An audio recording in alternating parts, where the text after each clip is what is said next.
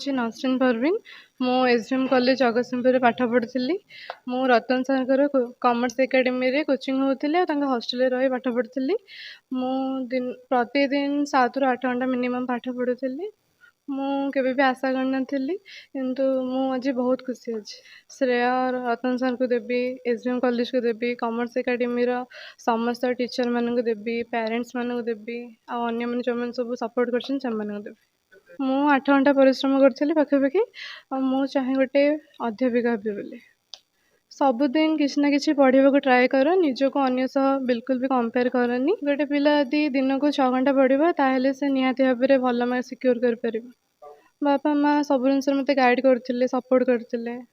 ମୁଁ ଭାବିଥିଲି କି ବହୁତ ଭଲ ମାର୍କ ରହିବ, କିନ୍ତୁ ଜିଲ୍ଲା ଟପର ରହିବ ବୋଲି ଭାବିନଥିଲି। ବହୁତ ଖୁସି ଅଛି।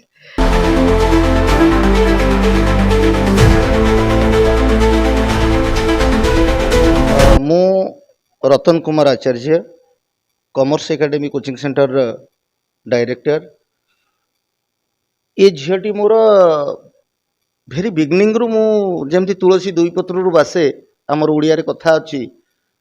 मोर भेरी बिगनिंग रु जानी से निश्चित भाव में ना करिवो एवं से ना एभली करिछि।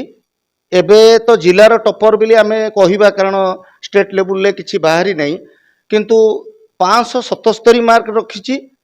निश्चित भाव में राज्य स्तर में से निश्चित भाव में स्थानित हम। खाली नसरीन मोर स्थानित होइनी, कॉमर्स एकेडमी कोचिंग सेंटर रु आउ दुईटी पिला स्थानित होइछन्ती।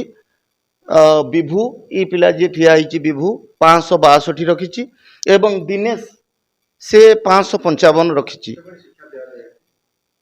शिक्षा जिलार टॉप टीचर माने एठी पाठ पढ़ाती। शिक्षा तांकर मंथली टेस्ट करा जाए, डाउट क्लियरिंग क्लास है। गोटे पिला केमती डेभलप करि परिबो सब प्रकार एठी साहाय्य सहयोग करा जाए।